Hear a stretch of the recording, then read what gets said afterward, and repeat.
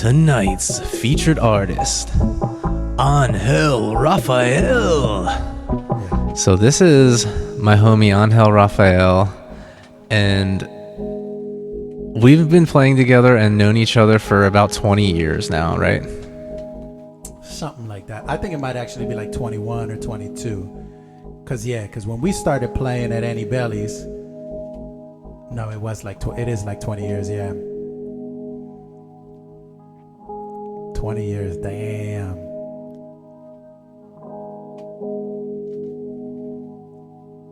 Yeah, him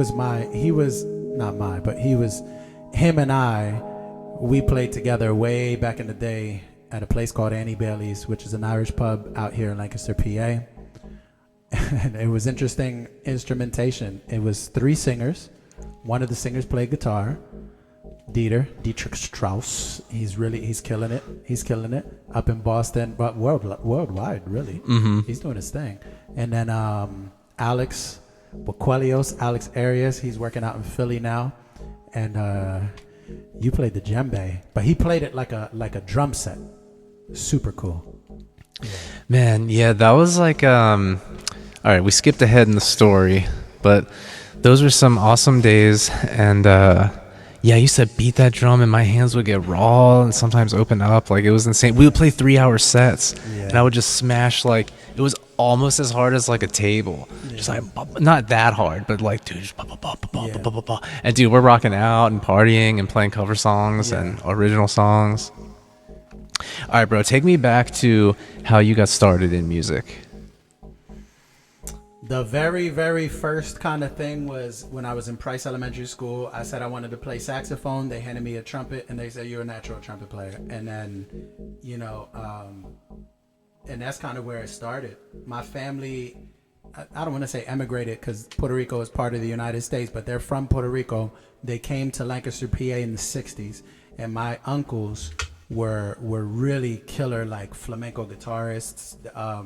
Just for reference, but in Puerto Rico, it's not called flamenco guitar. It's like they played. It's just called guitar. No, they played a cuatro. That's the name of the guitar there. They played the cuatro. It was a trio. It was it was 3 of them, and then one of them sung, but they were like young, like 9 up till 18. So they were like a boy band kind of thing, and they would travel around sort of the East Coast, and so that's kind of where I got my musical influence was from my uncles. Like, they would be playing guitar and singing what we call in Puerto Rico, we call them parrandas. So they would sing those during Christmas and stuff like that. So I was always surrounded by music. But being here, that I was part of the United States grew up in the United States, it was always kind of foreign to me as well. Even though it's part of my culture, it was always like, whoa, like foreign. So I started doing trumpet. I was in the Academy of Music. I started doing vocal ensemble, and that's more like the scholar things. And then once I left that, then I started doing like cover bands and R&B, and I started discovering my voice as a musician. So trumpet was a big part of the origin. Yeah. And you played trumpet. You still play trumpet? Yeah, but now I don't practice. Like, it's something that I can still pick up. I can still do a couple of things, but it's not something that I'm sitting down shedding. And so, okay, so you played in like elementary, middle school trumpet, high school trumpet. Sorry, so you're saying stick a little closer to the microphone. Sorry. Thank you. My bad. Oh, and shout out Jared Schneiderman. Trumpet. Another trumpet player in the audience. Thank you for being here. Cool. So yeah, you played that like middle school all the way through high school. Yeah. So high school, when we met, you were playing trumpet. We were in band together. I was on drumline. Who were some of your teachers, like, when you were learning music? So I don't remember what his first name is, but my trumpet teacher was named Wilson. His last name is like Mr. Wilson, but I can't remember what his first name is. Oh my goodness, it's been so long. But he taught me when I was in the Academy of Music, which is like a real big blessing because, for me, it just gave me that advanced sort of like theory and other things. When you're in like elementary school band or middle school band, it's kind of like play what we're giving you, and then they teach you what to play. But to get any more enrichment is difficult. I mean, it's difficult for a music teacher. They might have 100 kids or 80 kids, so it's difficult to have that. And so Wilson was somebody that that gave me a deeper influence. Colette Scott, but Miss Stevens. Now that's the main. I'm sorry, she's the vocal teacher out in McCaskey now. I was one of her first class. So when she first started teaching, she started teaching in Price Elementary, and I was one of her first students. And so she taught me a lot too, because before we had another cat named Dr. Riley, and then he's a very like buttoned up kind of dude. So she came in and she taught us some other kind of influences. And then, oh my gosh, I can't remember what their names are. My middle school teacher, was it Mr. Spicknell? It was something like that. Like it was Mr. Spicknell. He was super dope. Then we went up to high school, and like Sean Wampler, R.I.P. He was one of my influences. Sterner was one of my influences as well. And who came after Wampler? Or after Cooper? He was your band director. What was his name? Mark Watson. Yeah. I liked him too. Me too. Yeah. As far as high school, those were my influences. If you're from Lancaster, you'll know who they are. But then when I got to Philly, that's kind of where my whole world opened up and turned into something way different. Okay, so after McCaskey, then you went to University of the Arts? Yeah, R.I.P. If anybody's watching, R.I.P. U Arts, man. That shit's crazy. It's cursed. It's okay. That's okay. It's not a school anymore? No. They did some weird stuff. Everybody's calling all kinds of conspiracies, saying it was a grab for real estate because it was right downtown Philly. But basically, they didn't apply for some permits and it was gone. Wow. Yeah. Interesting. Yeah. So who did you study with there? Man, I studied with Dave Thomas. I did music composition, and then I studied with Jeffrey Kern. I studied with him voice, Justin Binnick voice. Just a lot of jazz cats. But it opened up my world into different modes, different modal things instead of like just the regular do mi so do. It's like do mi so ti do. Those kind like it just opened up a whole array of different things for me. Yeah. So was Dave Thomas? He was probably doing the square burgers back then. That was kind of his thing. Yeah. Sorry. Yeah, it was help myself. I'd leave my lessons smelling like food. Yeah. That's the guy, right? From Wendy's. I think that's Dave his name. Thomas. Yeah. Rest in peace. Got some RIPs on this episode. But, okay. So, bro, I even remember you at McCaskey. So when you were a senior, I was a freshman, and we had those what they called the MIDI labs or whatever. Yeah. It was like a couple like practice rooms that had the MIDI keyboards that were full keyboards and like a computer. This was like 2003 or whatever, and you were like already making stuff and producing stuff and making songs, and that was like before I was doing that. I was like, man, I remember looking up to you for that. And like, you remember that, like going in there and you could record on probably floppy disks and just it was floppy disk. We needed when me and my homie Alex graduated, we bought a whole pack of floppy disks because they were only 1.6 megabytes, I think, each. So we needed to take like 10 floppy disks just to get our music. And if you know anything about files are only kilobytes large, but we had tons of music. Another thing too, we recorded our first album, it's like trash now. I don't even want to tell anybody about it, but we recorded our first album when I was like young, real young, and our computer only had 128 megabytes of RAM. Wow. Yeah, let's put that into perspective. 128 megabytes of RAM. That's crazy. So this was probably like 20 to 25 years ago, I guess. Yeah, it was 03, 04. When I was doing the MIDI lab, it was 01, 02, 03, but we didn't start recording vocals until after college. I mean, I'm sorry, after high school. Mm-hmm. Yeah. And when did we start doing Can't Pretend? Can't Pretend. Can't Pretend. What was our first name? Do you remember?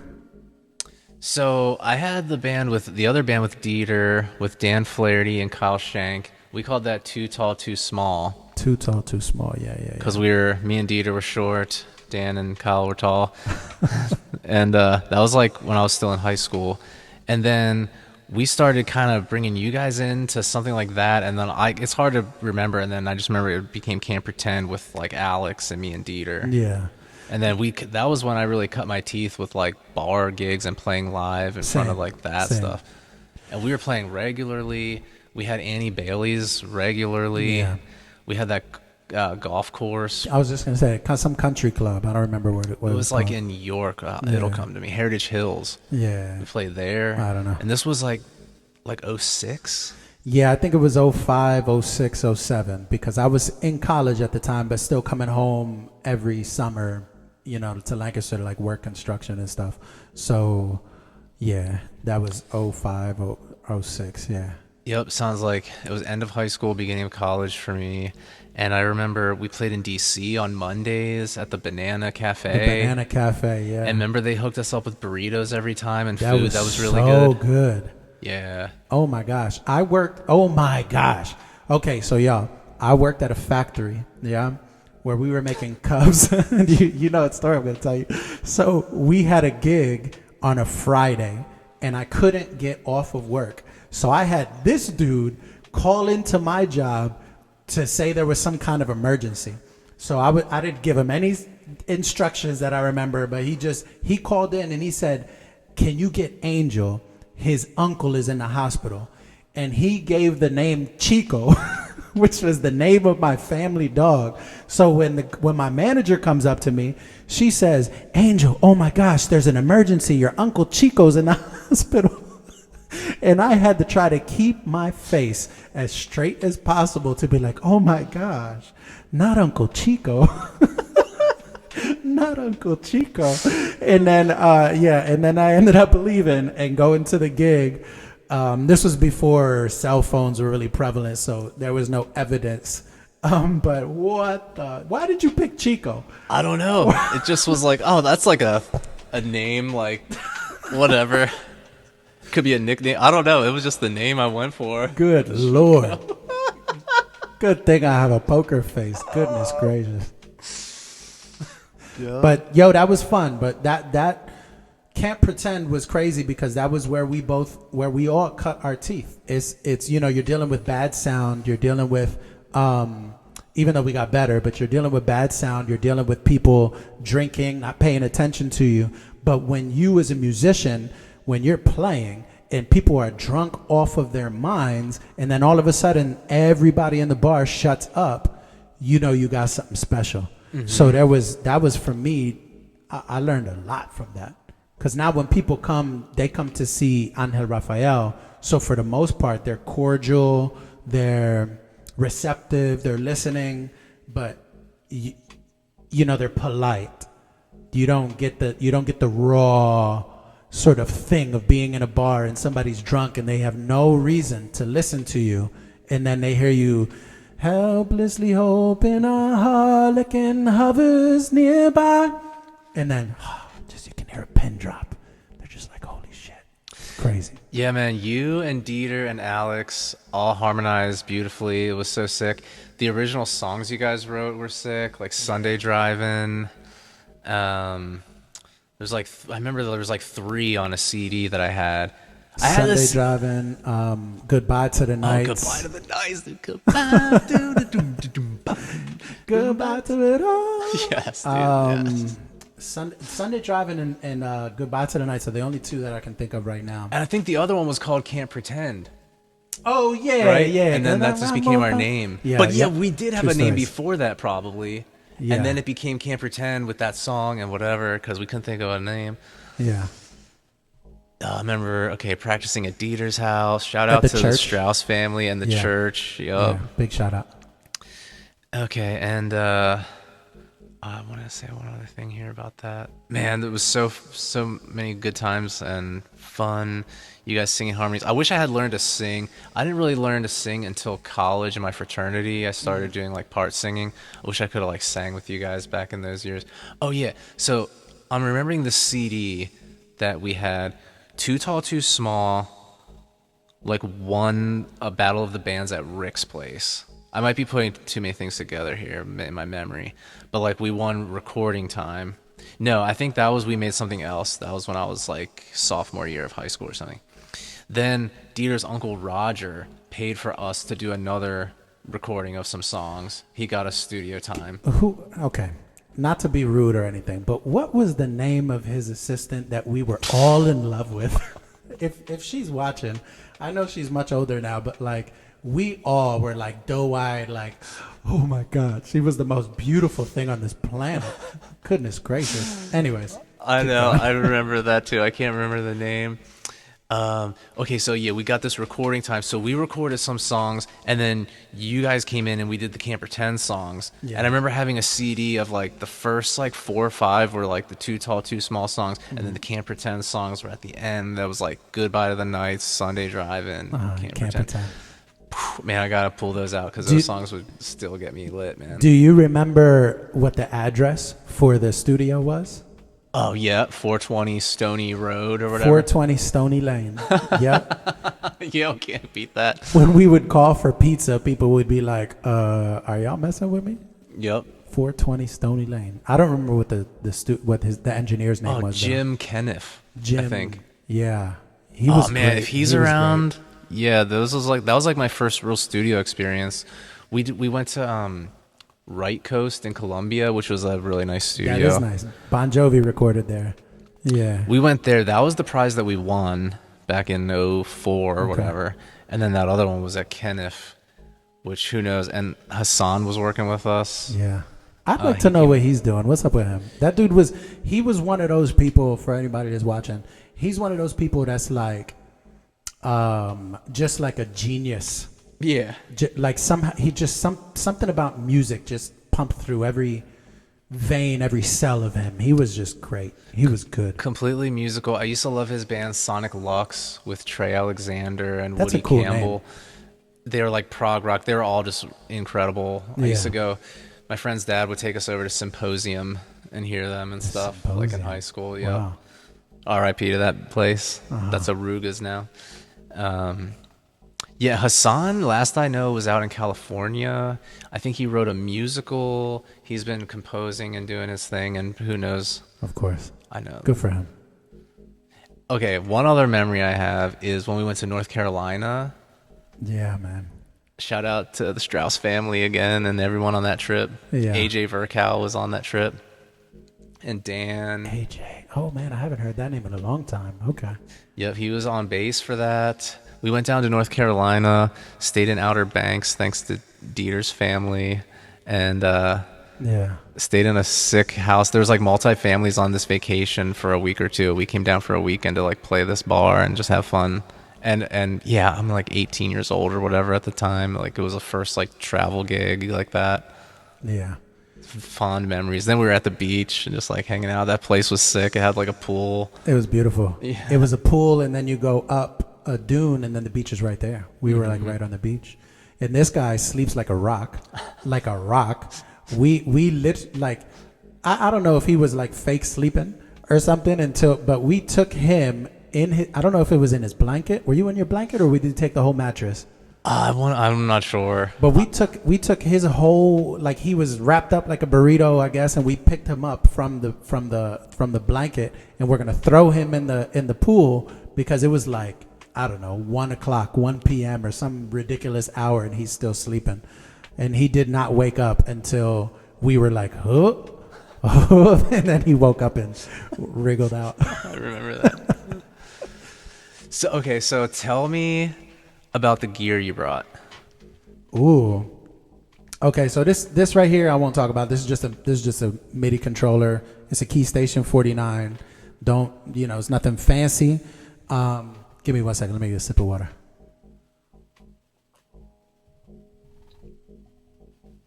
What's that say? Sounds like Sounds like Doc. Hey, shout out Matt Howell Clark. Thank you for being here, brother. Okay, so I have here. I'm using Ableton Live. That's my DAW of choice. I've been using it for many years. I have a microKORG here. So the microKORG is a synthesizer. It also has a vocoder in there. And then I'm using the Akai APC40. The Akai APC40 is like a dinosaur now. They have ones that are like all touch screen and you can program the lights and do all kinds of stuff. But I like the old, just don't give me all the bells. Don't make it too complicated. You know what I mean? It just, so this right here helps me trigger different loops that I've pre-created here. Yeah, Ableton is what's up. Exactly, yeah. And then I have a conga here.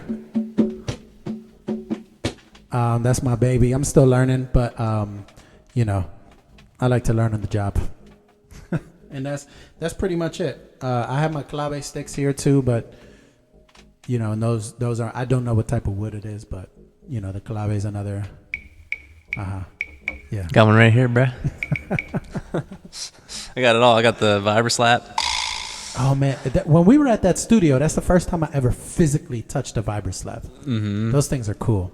I always think of Cake, the band. Famously used some vibra slap on their songs. Okay, and tell me about your music and what you're up to now. Okay, so music-wise, I am in the process of recording some stuff. I am maturing a little bit more as an artist, so I'm doing not so much of the sad boy stuff like I used to. It's a little bit more mature. It talks about what it means to be a middle-aged man. It's the sad man stuff now. The sad man, yeah, exactly, sad man stuff, but more inspiring. It's not all doom and gloom. And I'm playing guitar. I'm learning how to play guitar. I never learned how to play guitar, so now I'm figuring it out, and that's what I'm doing right now. But as an artist, what's been really consuming me is documentary filmmaking. So I've been doing documentary films. I was in Ghana in 2022 filming a documentary for a company called Ayungo World, which we went to Ghana to go build a basketball court for a school that had won their district championships, and they had like literal potholes in their basketball court. It's crazy. So we went down there and helped them out, and that was beautiful. I got to see like all of Ghana. I was just telling him earlier, I had bought a lot of equipment with me to Ghana, and I was on the rooftop of my hotel, and there was all these fruit bats, like huge, like as big as red-tailed hawks, flying around me, because it was like nighttime, and I couldn't relax because I kept thinking about the rabies video that they showed me before I went to Ghana. But then after that, I was in Europe. I was in Europe last year. We went to Madrid. We went to Barcelona. We went to Paris. We went to Switzerland. We went to Italy. We were traveling all around, and I was documenting the founder of this editorial company in Puerto Rico that is trying to spread the literary story of Puerto Ricans, modern Puerto Ricans, because most people, if they know an author from Puerto Rico, that author is 100 years ago. But there's been many, many, many, many, many authors from then and now, and including today, there's very good poets, including my girlfriend Ka, who was commenting earlier. Oh, shout out Ka. So she got her book was one of the highest selling books of the editorial company last year, and even now her second edition is one of the highest selling books. So she went with me. Yeah, she's been killing it, and so that was something that well, I'm still working on that. We're editing that now. And then I did something called the Lancaster Living Poetry Museum. I filmed the documentary for that, and that was funded and sort of the main character of that is somebody called, her name is Dana Kinsey. She is the poet laureate of Lancaster, PA right now. She had this idea to do this big event, and I filmed it and documented it. And I asked you to put some music in, and so we're hopefully I can get one of your tracks in, and so that has been consuming me mostly. And then once I get some time to like sit down, I want to do something. But it's kind of crazy because music it's my heart, it's my passion, but nobody's ever paid me to go to Ghana to do music. You know what I mean? It's however good or whatever anybody thinks about me. I've never had the business acumen, or nobody's ever had the interest to fly me to Ghana. But with my camera, I have. So that has been something, music has maybe taken a little bit of a side seat, not a back seat, but a side seat. Because I'm still teaching music. I'm still heavily involved. I'm just not like hardcore gigging like I used to. Okay, I want to ask you about the Sueño sessions, but before that, I got this. This was like the last thing we did together, right? Yes. This was a poster flyer for a show that I performed with Ángel and was that some release of new songs, or that was just like a original music show? We had the band. Yeah, so that was Renuncia. So Renuncia was a documentary that I wanted to film. I can still possibly film it, but what I was trying to do is I was trying to raise funds so that I can film a documentary, because I was in 2018. I was living in my car, homeless, like just kind of bumming it out and figuring things out. And I was asked to do an artist residence up in a place called La Perla, which is in Puerto Rico. It's one of the most notorious and dangerous ghettos in all of the island, all of the Caribbean, really. And but she lived there, and she is this amazing dancer, amazing designer. And for some reason, she saw my homeless ass and was like, "Hey, you want to come up? You can live for free and stay in exchange for art." I was like, "Hell yeah!" So I went up there, and I did a bunch of music. I filmed a bunch of stuff, and that was in August of 2018, and so that was right after Puerto Rico had peacefully protested to force the governor to resign because he was talking a whole bunch of trash about the people. And so I had gotten to know some of the revolutionaries, some of the people there, and I wanted to film their stuff, but it's expensive, and that's what Renuncia was for. So that's like on hold? Yes. Gotcha. Yeah. And then tell me what you're doing with the Sueño sessions. Sueño sessions, ya tú sabes. Sueño spelled like S-U-E-N-Y-O. Sueño is I dream in Spanish. So Sueño sessions is sort of like a tiny desk concert, but it's solely dedicated at this moment to up and coming indie artists located in the tri-state area and Puerto Rico. So those are the places that I'm focusing on in the current moment. I filmed my first session last year in West Art, located in Lancaster, at West Art in Lancaster. And this next one will probably be in November. I'm still working out the details. And but it is a concert for independent artists to come and have professional content recorded. They can also earn a little bit of money by teaching a workshop. So they can, it's just a way for me to be like, yo, come through, I'll film this for you, come teach a workshop, get to know the community of Lancaster, get to know the kids, get to know the people here, and start bringing some of these cats here. I think it's a good music scene here, but it's very specific. You'll definitely, if you come to Lancaster, you'll definitely see folk, you'll definitely see bluegrass, you'll definitely see jazz.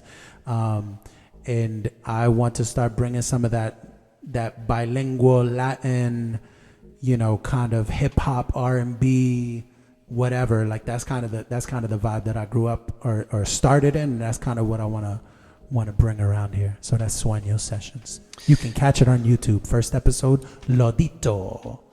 Yeah, you can find all that information and the links in the description of this video.